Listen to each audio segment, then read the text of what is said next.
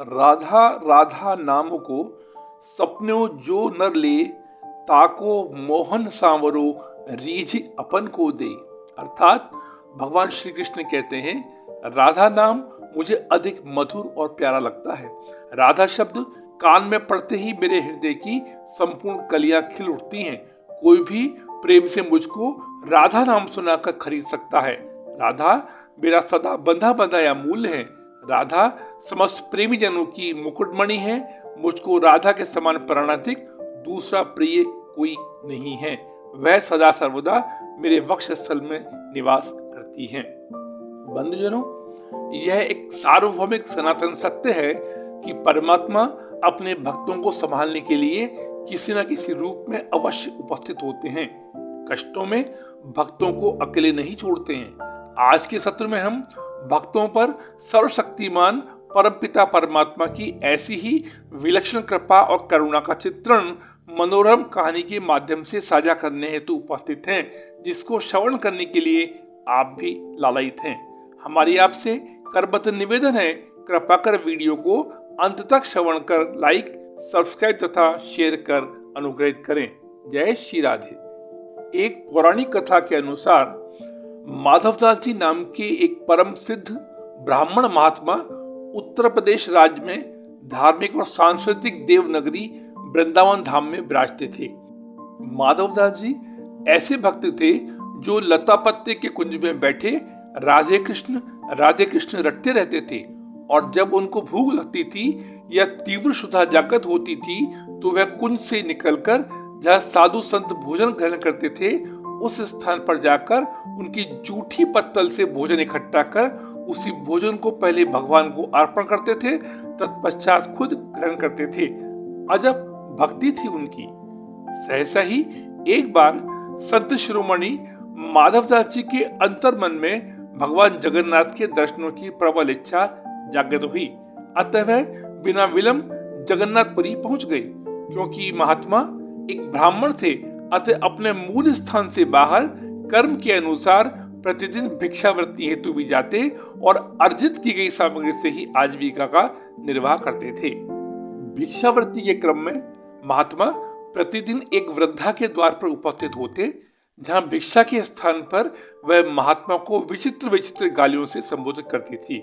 गालियों के बाद भी महात्मा वृद्धा के द्वार पर भिक्षा के लिए नियमित रूप से जाते और गालियां खाकर शहर लौटते रहे। प्रतिदिन की भांति माधवदास जी एक रोज फिर उस वृद्धा के द्वार पर भिक्षा के लिए गए।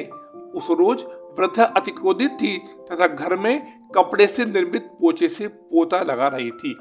पहले तो वृद्धा ने हर रोज की भांति जी भरकर ब्राह्मण महात्मा को गालियां दी। तत्पश्चात वही कलुषित गंदा मलिन पोता परम सिद्ध ब्राह्मण महात्मा पर फेंक कर मारा, जो माधवदास जी की छाती पर जोर से लगा। बंधुजनों, यह एक सार्वभौमिक सत्य है कि जब मनुष्य अवसाद में होता है तो जाने अनजाने में वह उन सभी कार्यों को अंजाम देता है जो उसको सर्वथा नहीं करने चाहिए थे। वृद्धा उन दिनों अति परेशान रहती थी, क्योंकि उसके बेटे का परिणय हुए काफी समय बीत गया था, लेकिन उसके कोई पोता नहीं था। संत शिरोमणि माधवदास जी छाती पर कलुषित पोते की चोट खाकर बोले, हे वृद्धा, मैं भी तुझको उत्तर दूंगा। जिसे सुनकर वृद्धा यह सोच घबरा ही रही थी कि कहीं महात्मा शाप नहीं दे दें।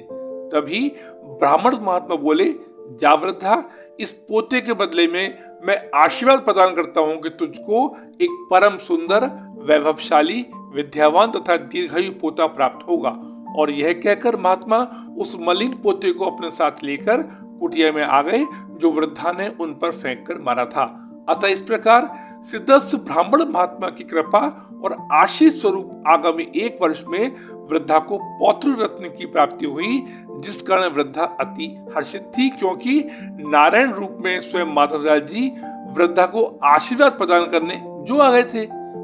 बंधुजनों, हमारी आपसे सविनय निवेदन है, कृपा कर सच्चे सनातनी होने के नाते कमेंट बॉक्स में जय श्री राधे अवश्य लिखकर सनातन धर्म को पुष्ट करने की दिशा में अपना योगदान प्रदान कर कृतार्थ करें। महात्मा ने कुटिया में आकर उस कलुषित पोते को कई कई बार धोकर साफ किया, हल्दी के पानी से जीवाणु मुक्त किया, सुखाया और बत्तियां बना, घी डाल प्रतिदिन ईश प्रार्थना और रात्रि में मंदिर एवं कुटिया को दैदीप्यमान करने हेतु उपयोग करने लगे।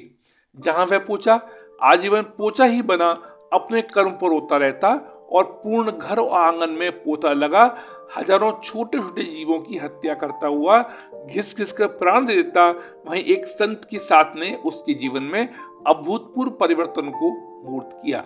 संत के साथ और कृपा स्वरूप उस पोचे को परमात्मा की सेवा करने का सौभाग्य प्राप्त हुआ, जिसके प्रकाश से दीनानाथ के दर्शन संभव हो सकते थे। धन्य है ईश कृपा और संतों का साथ, जिनके सानिध्य से जीवन ही बदल जाता है।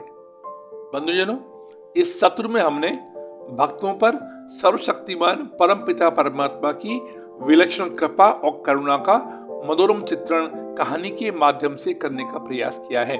फिर भी अगर भूल रही हो तो हम ब्रज की अधिष्ठात्री देवी भगवती किशोरीजू राधा रानी के श्री चरणों में सादर नमन के साथ अपनी वाणी को विराम देने के लिए क्षमा प्रार्थी हैं। अतः आगामी सत्र में पुनः मिलने की जिज्ञासा के साथ राधे राधे। धन्यवाद।